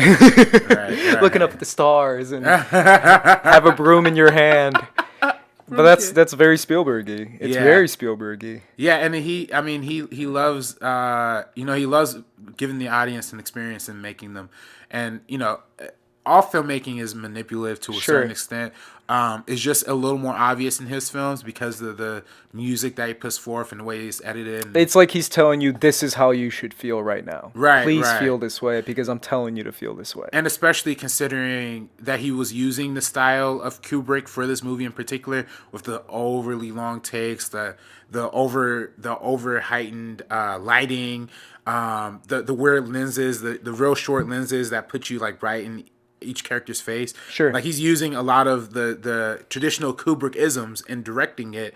But the reason why Kubrick does those things is because Kubrick in himself is emotionalist, right? All of his films are just like, very, and that's the power of his filmmaking. Where Spielberg is the exact opposite of the spectrum. He's very emotional. So then when you're taking those two styles together, it doesn't gel with a lot of people, essentially. I agree with that. But I think this is one of his best. I think visually it's pretty spectacular as well, Yeah. but we mentioned that before as far as visual. But speaking of sci-fi, we follow this up with Minority Report. Oh, right. Minority Report followed this movie. Yeah. It literally was the next Spielberg film. And this film is obviously starring Tom Cruise, and it also deals. See, I think this film is different, right? Because it deals with it's sci-fi, very sci-fi, but it deals with an interesting premise. That is so. It deals with a lot of interesting premises, but it deals with an interesting premise in itself, which is, if you could stop crime before it happens, can you do it? And is intention of crime enough a crime within itself? Right. As far as dealing with people who intend to do something, does that, in a sense, still make you a criminal if you still haven't committed the act of that crime? Right. This film is so deep thematically. You could almost argue putting it in the other side of the show, right? The more dramatic side, because this movie is really hitting home on some really deep stuff. I mean, the idea of kind of not time travel, but time travel mentally. Like you're predicting what somebody's intent is going to be, what's going to happen. And the times that they don't stop it, you actually do see it come true. So you know this is fact. Like this is, but it's all about perception too, right? And that's also the question. Like, is crime more about perception or is it more about intent? So it's a lot of different things they're going. It's all about. It's also about. I'm assuming this is what you're saying as well, but it's also about laying the seed, right? Right. There's pushing someone. I forget what does this so well, but there's. Looper does this well. Does pushing someone in a certain direction make them go towards what direction you think it's going? If I think you're going to commit a crime, does that in a sense make you commit the crime more? If I think you're a criminal, right? I think you're going to do something, then you do it because I thought of it. So does that in itself spark the future? Is the future based on someone's perception of you as well? And not just the perception of yourself, but also what people perceive you to be and what people perceive you to do. Especially with Minority Report, I really wanted to talk about this anime called Psycho-Pass. I don't know if you've heard of it, but it's heavily influenced by Minority Report. But it's different in the sense that it's not necessarily dealing with future, but it's really it's this society similar to Minority Report in the future with technology and all this stuff. But it's instead of the police department or the authority predicting the future, what it is they predict your mental state. So they have a system where they're able to read your mental stability, and it's predicting if you're ever going to be mentally unstable. And it's such an interesting concept because we deal now literally in a world where we're dealing with this on a very real level, as far as mass shooters, as far as people, psychopaths, psycho people, or crazy people who are taking advantage of the system, the American system that we have, and using weapons to commit mass atrocities, and they have issues in their head. So by the way, not to cut you off, but have you seen that video of the dude, the most armed man in America? No. Oh, dude, watch that video, man. Yeah. Because it is like I think ABC did a whole special on this dude. He literally has tanks, and when you go inside this dude's house, he's literally lost his mind. Literally. To me, arrest this motherfucker, because if you watch this, search it up on YouTube, people. The most armed man in America. You watch this video and you see where it goes towards the end. You're like, whoa, lock this dude up immediately. But it's that though. It's dealing with, this anime is dealing with predicting your mental stability based on this reading that they have. And it's one of those things, right? Because in the anime, a lot of people are like, it reads you and it's like, yep, you have a 90% chance of going crazy. And you're like, dude, no, I'm totally not.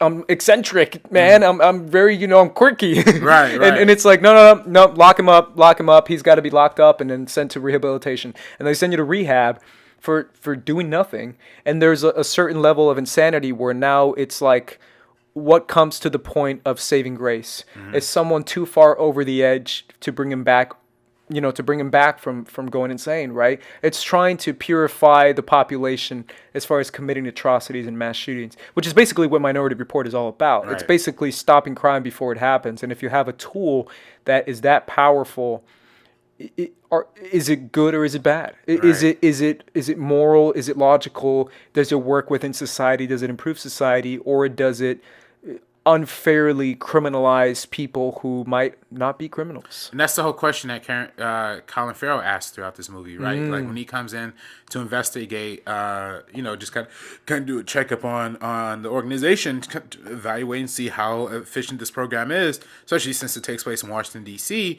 Now you're kind of looking at, and you're kind of seeing where the flaws in the system becomes, because what if one of your guys is the one who comes up and is predicted to murder somebody? What if you come up, which is basically the premise of the movie, right? Yeah, right. With Tom Cruise, yeah, and again, as we learn, is really about perception, because even though there's the vision of Tom Cruise killing the one dude, when you actually watch it, that's not how it occurs. Yeah. Like the dude just really shot himself and got out of there. You know what I mean? So and again, so it's all about perception versus reality as well. So I think that's a really powerful thing, especially considering when, we have that great scene early on where Tom Cruise is like talking to his kid through the virtual thing, and he, like, all he has left is like this video collected memory of his family, but he is perceiving that to be his only reality, because that's all he could live with.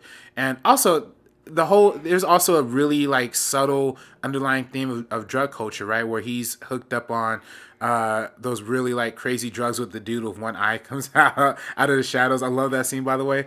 But then he ultimately becomes like sedated. That's how he sleeps. That's how he medicates himself. So when he has to become sedated under that in order to hide from the people who are searching for him with the little spider robots and stuff, and he literally just loses his eyes. It's really fascinating how that works out. So, sure. Again, I think there's so many there's another theme in the movie that like you said, there's so many themes in this movie of dude, catered advertisements. How crazy is it? Remember that? It's quick, but it's so real. It's like it scans you and it says, "Oh, you like T-shirts? Buy this shirt. Buy this car. Oh, you like red cars? Because it knows you, because it can read you." And that's literally what we see now, dude. My Instagram can tell me who I am. It can tell me what I like. Can tell me what I'm most likely to buy based on stuff that I don't even know what Google can do at this point, because they're able to correctly predict me as a person and predict my spending. I mean, it's crazy. Think about what we're able to put into Amazon and online culture and online buying, and how they're able to basically say, you used your credit card for this, use it for this, use it for that, use it for that, and very catered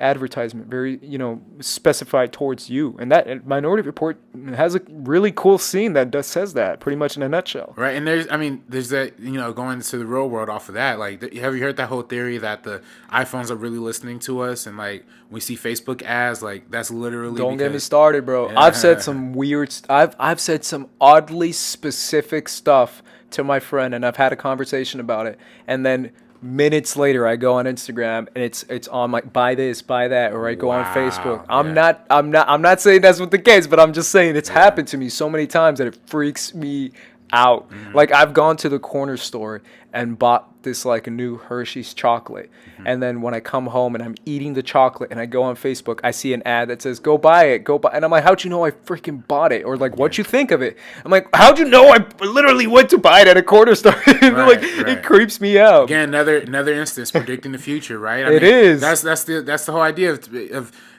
consumerism and of marketing, predicting what people are going to like. And again, that's just a further extension of the overall theme here, right? Prediction, and whether that prediction is true or false, or whether the people who are affected by that are going to realize that. Because whenever they arrest somebody for the crime that they're committing, like, what? I wasn't going to do it. I wasn't going to do it. Like, motherfucker, of course you weren't going to do it because you got caught. Like, it's just like, it's crazy how, where's that line toe? And even for me, I'm like kind of wondering, even watching this movie, is like, it is a cool system, but what if somebody does decide to change their mind at the last second? You know what I mean? Or what if somebody doesn't intend to murder somebody? It's just, I don't know. So it's a good movie. Let's just say that. To me, this is one of my It's one of your favorites, right? Talking about this era of Spielberg, this is my favorite sci-fi movie that he's made. I think overall, if we're listing all of Spielberg, this will be pretty up there too. So good deal, man. Yeah. Let's jump over to World of Worlds, which is the next one. Another Tom Cruise. In another movie dealing with interesting concepts as far as like alien visiting us. not in a very happy way. These aliens aren't happy. Yeah. But this is another one of his films that a lot of people don't necessarily regard as being as great, right? I mean, it's Right. like, again, and no Spielberg film is probably terrible, Right. but this is not as greatly recognized as Minority Report, which we just talked about, right? Right. But it's still an interesting movie, and it still deals with big concepts, and it has, s- action set pieces and moments that are really, again, iconic and, Yeah. and very Spielbergy. What do you think of this movie, War of the Worlds specifically? Yeah, I mean, this movie gets a lot of bad rap. When it Mm-hmm. opened, it kind of opened to like a lot of mixed reception. Another one he did with Tom Cruise with Dakota Fanning. And it's an adaptation of the H.G. Wells story. Back in that time, and even Orson Welles adapting it to a radio show, and becoming a really famous movie back in the 1950s as well. So it's a very seminal piece of science fiction material that he's adapting here, and a lot of people were disappointed by the way he handled it. I thought it was great. I thought it was really fun, a fun movie, in the sense that it really captures the notion of science fiction in the sense that.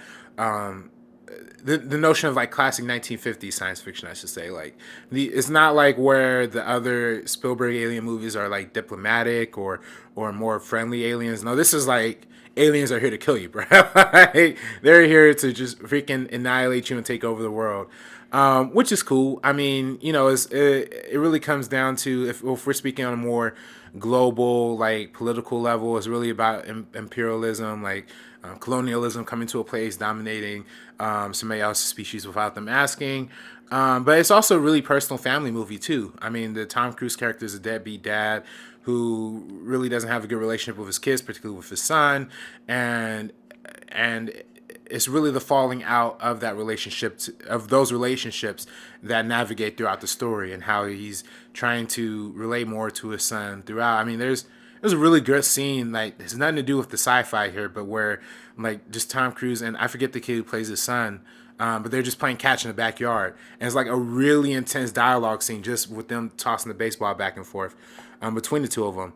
So it's moments like that that really sell this movie for me. Of course, another one of the big criticisms is that why did the kid just randomly walk off into war with against the aliens, and how he comes back at the end. I think both of those. I think that whole plot where that ended up going was kind of stupid, but I think the whole family dynamic in this movie was one to value. So where do you lie on?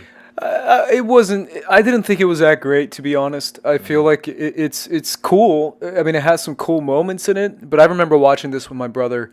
Again, this is in an era when I can, go to the theater and watch a movie and stuff. But I remember being like not impressed, pretty much for the most part. Especially seeing other movies at this time. Especially seeing like a movie like Independence Day, something that I love personally, deal with the same concept as far as like aliens are here to attack us and stuff. And obviously, Independence Day is very over the top, and this is not as over the top as Independence Day. But again, I feel like it's a concept that we see so many times as far as aliens attacking us and just blowing us up and stuff like that. There's also a few dumb moments that really don't hold up for me either. Yeah. But overall, like I said before, it's never bad. It's just okay. It's still a Spielberg movie. Yeah, Spielberg's bad. Like I said before, Spielberg's bad day at the office is better than most people's. Like, most people's good day. Right. So it really is. On his own right, it's a decent, and there's some really cool moments, like you said, like the thing where like they're all driving in a van, and then it's that one long take where it's just circling around them as they're driving. Thought that was really cool. The Morgan Freeman narration at the beginning and the end was really dope. And I think I'm sorry, go ahead. Talk about the budget in this movie too. Oh, big budget, yeah. Ooh, yeah. They threw the freaking kitchen out the window with this budget, man. Yeah. I mean, it's a big adaptation. It's a big name, so they wanted to, especially with a director like Spielberg, star Tom Cruise, Dakota Fanning, who was actually at this time one of the biggest stars in Hollywood. Being a little kid, and she's still a big star. Yeah. Seriously, I mean, she was in the one with Denzel. She was in a couple big movies. Now her sister's kind of taking her place, Elle Fanning. But yeah, it's interesting how this movie kind of ended up coming together in that way. Wasn't received the best critically, but I'm just hoping that sometime down the line, maybe you'll find more of an audience. I mean, more people are coming towards it, I guess, as time develops. So. Sure, just like AI, like a lot of people are revisiting an AI. Some people might revisit this film too. Yeah, That's a possibility. What's interesting too is that something I do every year is Halloween Horror Nights with my friends. I love going Halloween Horror Nights. You were going to join us, but you couldn't. Yeah. Freaking love going there. But they have the freaking plane scene, the plane crash right, thing, and they still that's have awesome. it. They Yeah, still have it. That's awesome. So you always, every time you go to Halloween Horror Nights, you still walk by it every time, and it has nothing to do with like Freddy and Jason trying to kill you, and it's still like, what's this plane doing here? Oh, it's that scene from War of the Worlds. Every time someone like passes by it, they always explain it, and it's like, you know, at the same time, you know, Freddy and Jason are coming after you because it's Halloween Horror Nights. Right. I just think it's funny how it's still at Universal. It's still freaking there, man. Like Spielberg. I mean, Universal's like Spielberg's It's home, it right? is. It's Spielberg's like dominance, basically. Yeah. I mean, if you even go on a studio tour, it's like you stop at Jaws, you stop at War of the Worlds. Yeah. You know, there's a lot of things that they incorporate. They tell you the whole story of Jaws, the whole behind the scenes on the tour, which a lot of studios wouldn't be open to doing. But it's a fascinating. It's interesting. Yeah. Yeah, and I love that Spielberg was just going ham with like all the destruction and chaos and with budget soldiers. Yeah. Oh yeah. I think the biggest problem with this movie, and I think why people don't connect to it, we talked about before how a lot of these movies don't really have villains. They're just more. It's more of a complex idea. That's the villain here. This one.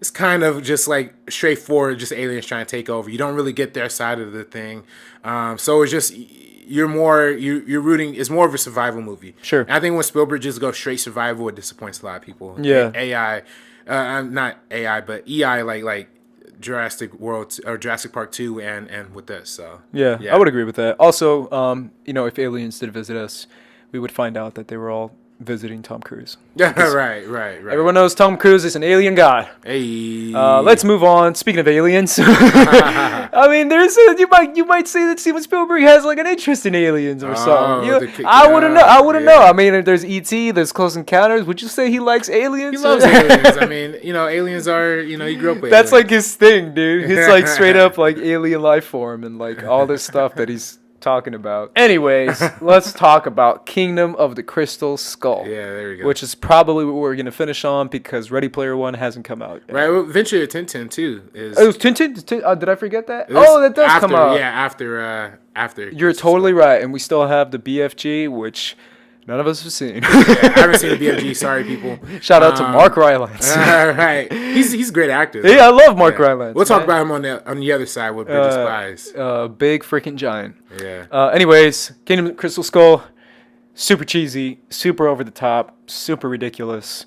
Yet you like this RB3. Well, Tell me why. Again, when it's the first Indiana Jones movie you watch, you're like, okay, I'm in for it.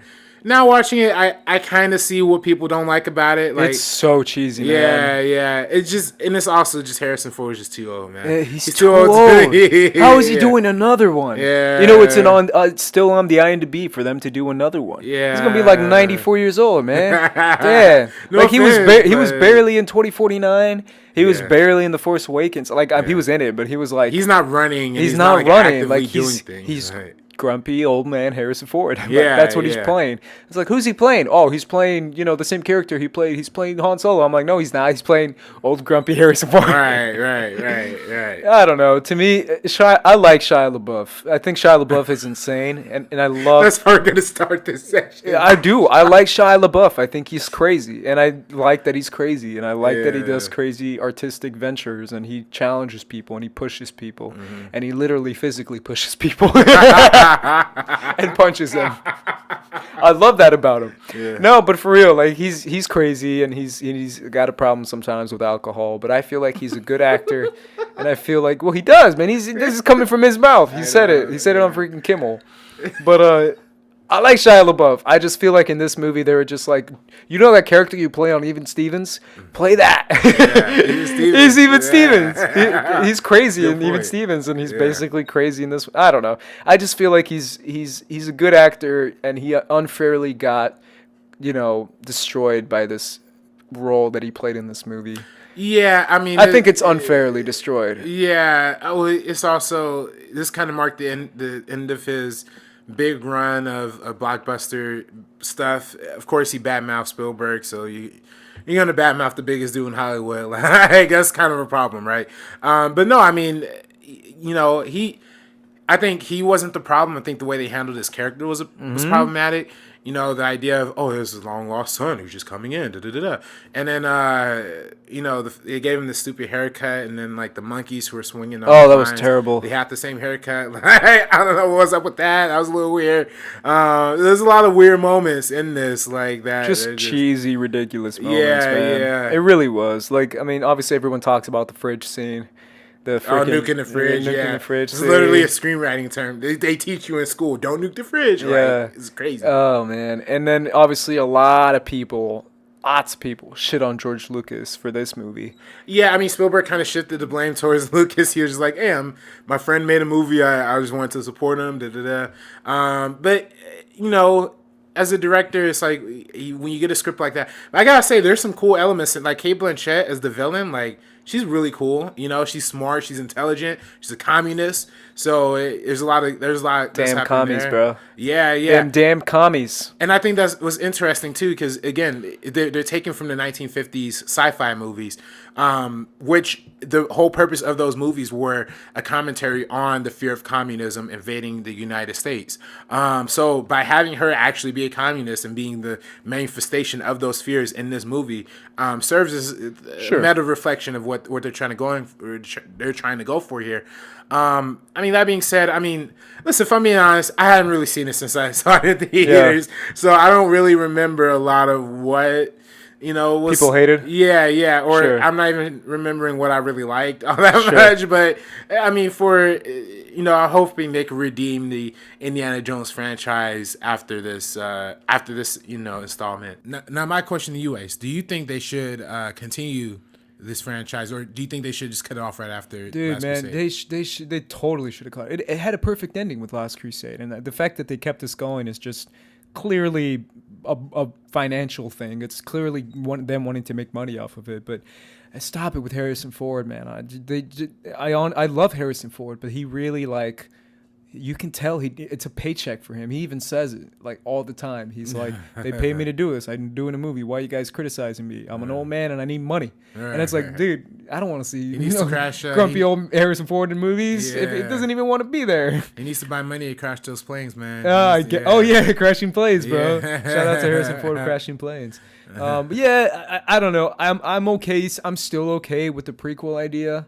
I think it would be interesting for an Indiana Jones prequel, like a young Indiana Jones, like young, like 20 or something. Yeah, I mean, they had the whole, you know, rest in peace River Phoenix with the beginning. They had that, Last and Crusade. It worked. Yeah, and it worked, and they even had the Young Indiana Jones television show for a long time too. So there you go. You know, they could do it if they bring it back to something younger. Yeah. Oh well, it's a hiccup, and that's what happens with directors sometimes. Let's you got any last words before you want to move on? No, I mean, there's really only a couple films left here that I mean, Adventures of Tintin is the one we'll talk about next. It's also like Adventures of Tintin, I think, is the one that really does feel like Spielberg remaking Raiders of the Lost Ark. Again, except this animated. It's actually is fun. A lot of fun facts with this. First animated feature Spielberg ever did. First time he's ever had a film that wasn't shot on digital. Because all of his films are shot on film. First time he's had a movie released in 3D.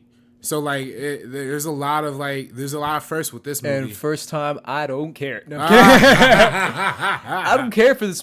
Again, what year did this come out? 2011. Yeah. I did not. 2011. I did not give a crap about this movie. Oh no, not at all. It was based on a popular French comic book that you know a lot of people. Ding. Yeah. For me, it just, I don't know. A lot of people probably enjoy it. This is just a personal thing for me, but personally, it doesn't do it for me, man. Like, I'm not invested in the type of animation. I'm not invested in what they were going for. On many different levels, it just didn't hit me. I don't know. What do you think of this movie? Yeah, I mean, it's not bad. It's kind of just not memorable in a sense. I know they were planning a whole trilogy. I mean, he produced this with Peter Jackson.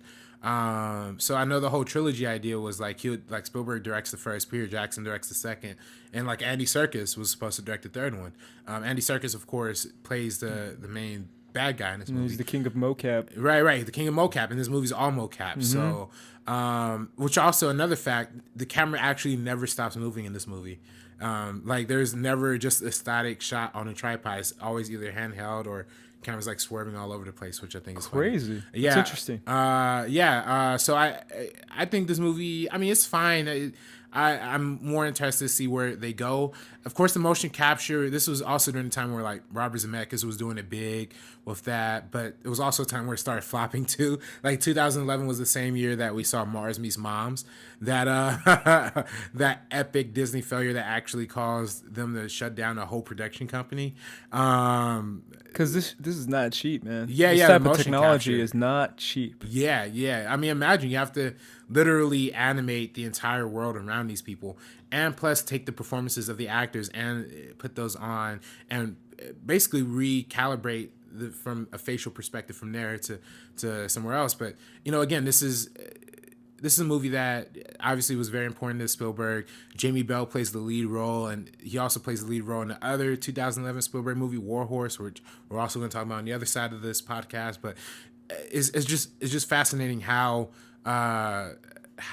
he was interested in this kind of obscure in the modern times, at least the comic book that's based on, but really had a lot of influence on the films that he were doing. Like, we talk about how visually and cinematically it's more of a remake of Raiders of the Lost Ark. Raiders of the Lost Ark was kind of aping a lot of the original comic book that's based on. So again, it's just funny how it's reinterpreted in a lot of those ways. So yeah, man, it's an adaptation of an adaptation. Yeah, essentially, yeah. Of his adaptation of that adaptation. Right. Right. Yeah, I mean, our next film that we want to talk about is obviously BFG, which is about a giant world that a little girl comes into, and that neither of us have seen, unfortunately.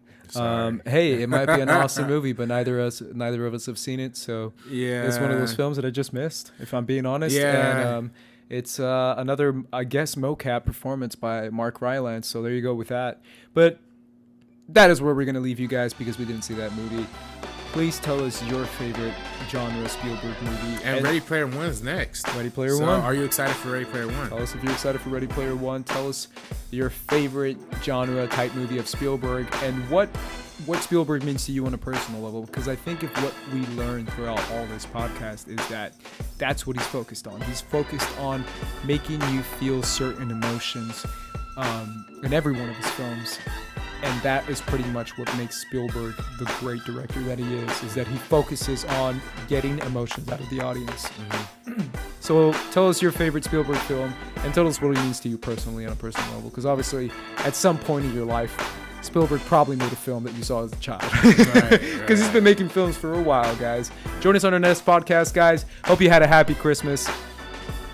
I am Ace. This is RB3. And that was a Meet Enough podcast. Peace out.